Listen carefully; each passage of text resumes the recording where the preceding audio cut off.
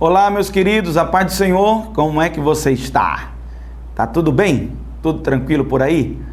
Então, eu quero que esteja bem, em nome de Jesus. E se não estiver, que fique para a glória do nome do Senhor nosso Deus, que Deus te abençoe, te guarde, te ajude nessa hora, em nome de Jesus. Se fortaleça, traga sobre o teu coração o seu Santo Espírito para consolar a tua alma, fortalecer a tua vida nesse dia, no nome de Jesus.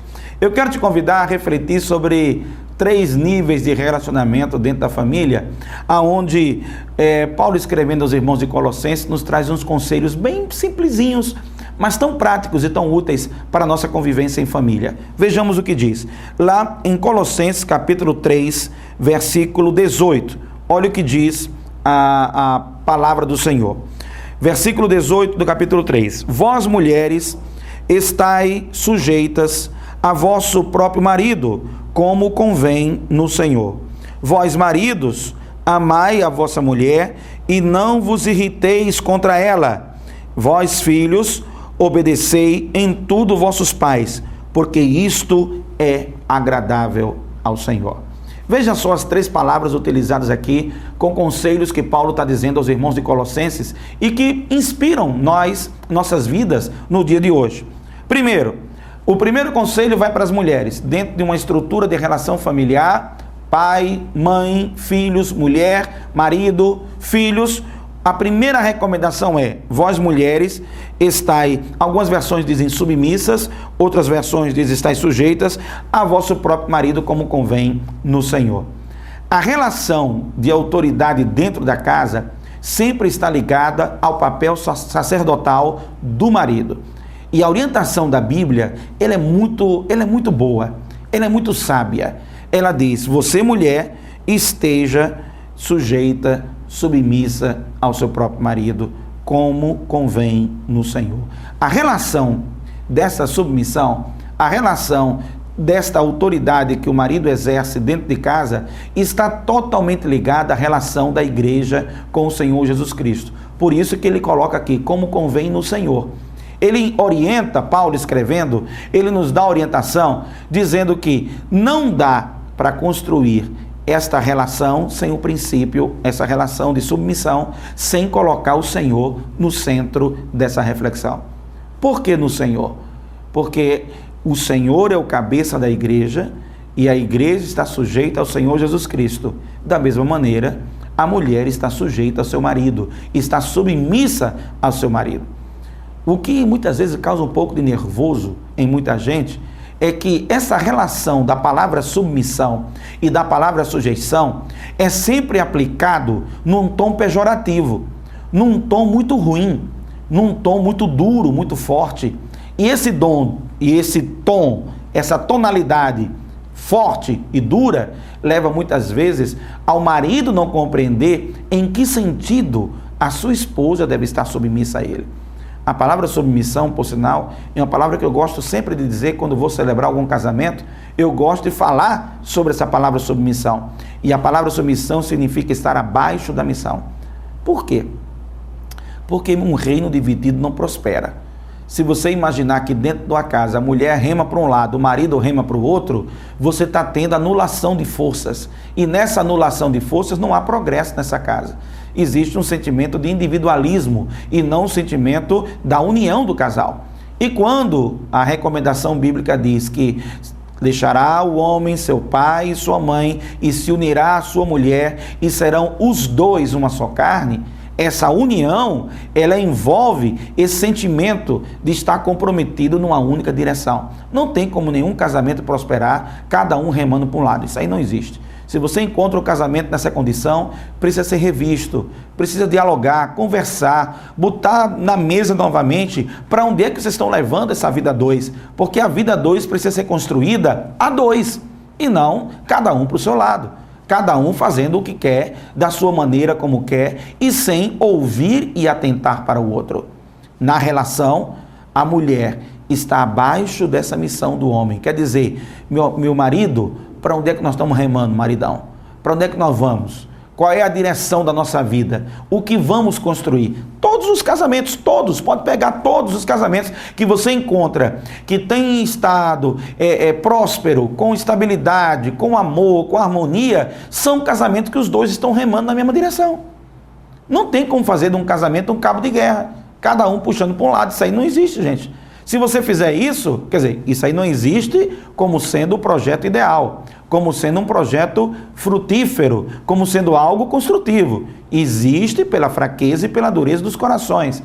Mas aí a Bíblia vem nos recomendar para que a gente siga essa orientação, porque ao seguir essa orientação, nós vamos encontrar o equilíbrio que precisamos ter dentro de casa, dentro da família, dentro da vida a dois, e aqui a relação da mulher para com seu marido.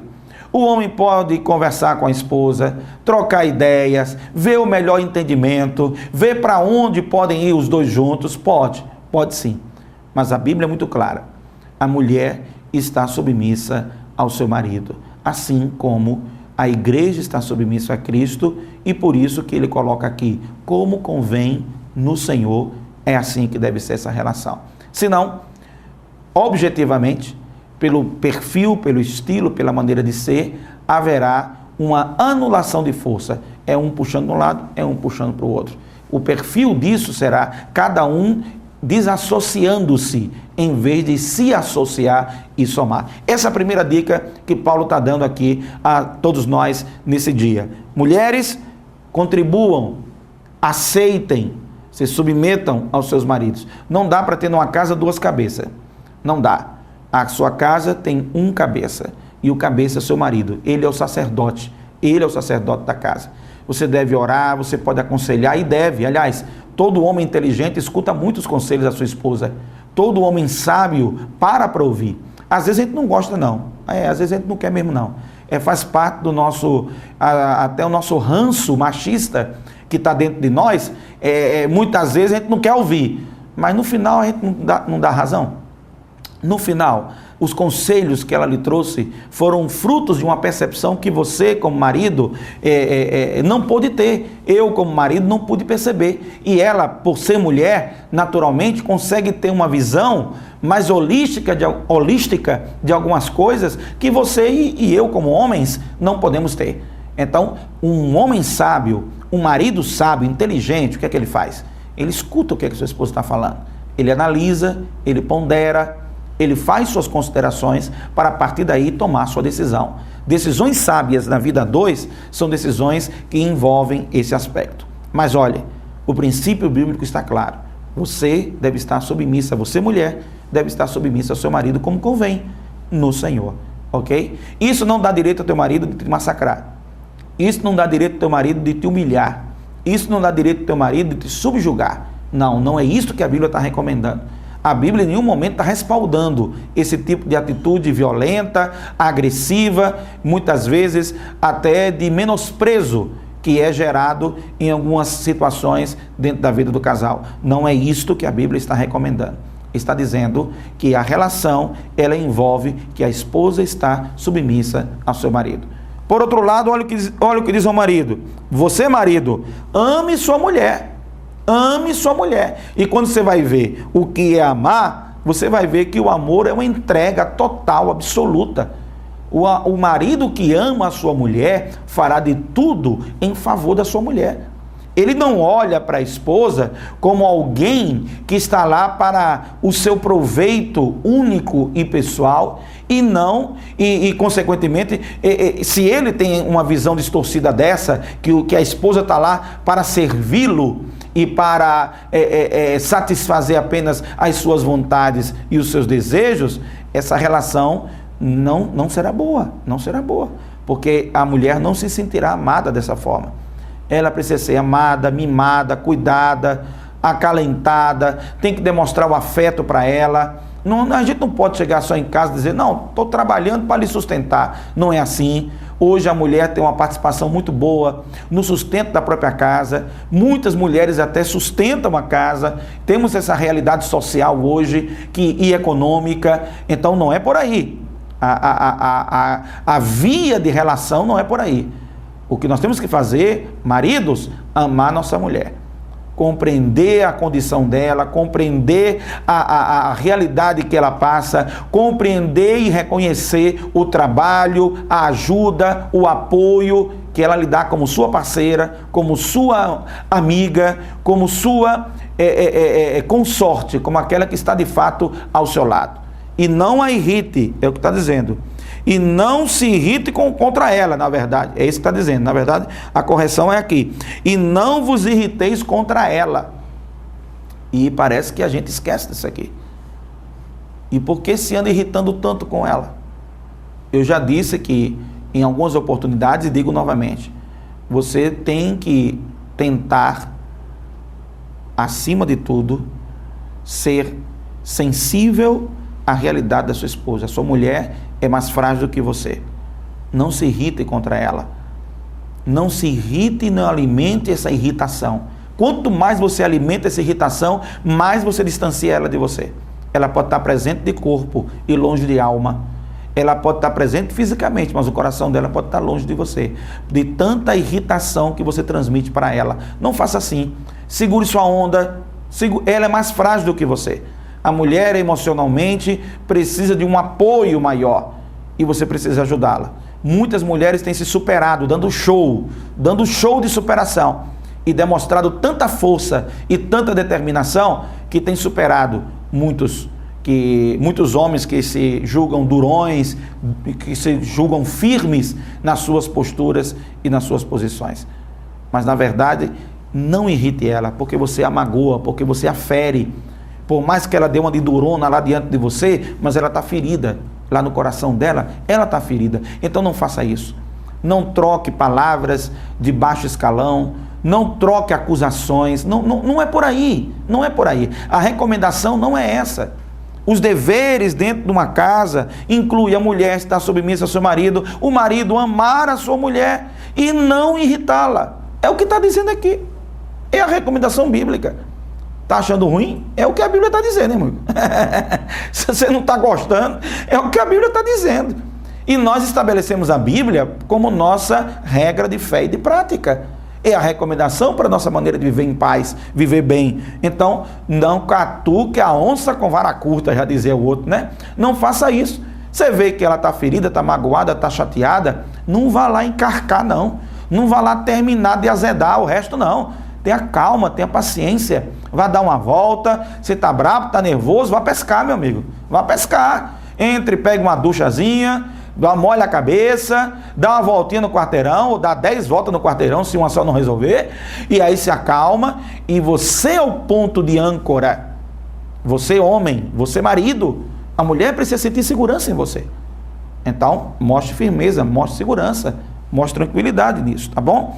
E vocês, filhos, são 3 versículos, para a mulher, para o marido e para o filho. Aí o versículo 20 diz: vocês, filhos, obedeçam em tudo a vossos pais, porque isso é agradável ao Senhor. Aliás, é o primeiro mandamento com promessa. É o mandamento dos filhos obedecerem a seus pais. E isso é tão sério, mas tão sério, que a desobediência a pai e a mãe pode inclusive interferir no seu modo futuro do seu relacionamento com Deus. Pessoas que cresceram desobedientes a pai e a mãe, sem ouvir o seu pai, sem ouvir a sua mãe, os conselhos, as recomendações, as palavras de orientação do seu pai e sua mãe para a sua vida, os que deixaram de ouvir pai e mãe, quando se tornam adultos, são pessoas que, na sua grande maioria, com poucas e raras exceções, mas na sua grande maioria, são pessoas, meus irmãos, que têm uma relação com Deus da mesma forma, de desobediência a Deus. Porque a matriz que foi formada lá embaixo, desde o início, está corrompida, está distorcida. Portanto, são 3 conselhos para você. Você, mulher, seja submissa ao seu marido. Você, marido, ame sua mulher e não a irrite. É o que está dizendo. Não irrite a sua mulher, não. E você, filho, obedeça aos seus pais. Obedeça a recomendação que ele está lhe dando. Quando diz, meu filho, não faça assim. Meu filho, seja de tal maneira. Obedeça ao seu pai. Obedeça a sua mãe. Isso honra a eles e agrada a Deus. Fazendo assim, São deveres e obrigações que nós temos dentro da família que vão nos ajudar a viver em paz, a viver em equilíbrio dentro da casa, dentro da família. Tá bom? Esse é o meu comentário de hoje, essa é a minha palavra de hoje. Colossenses, capítulo 3, versículo 18, 19 e 20. Sobre esse assunto tem muito mais coisa para falar, tá? Mas eu quero só me ater aqui nessas 3 recomendações e desejar que de alguma forma o Espírito Santo de Deus possa tocar seu coração e lhe ajudar a você refletir sobre tudo isso que nós falamos. Deus te abençoe e muita paz. Shalom Adonai para todas as famílias. E se entenda com a sua família, procure trabalhar para a paz e para a harmonia na sua casa. Faça de tudo para que dê certo, tá certo? Deus te abençoe. A paz do Senhor.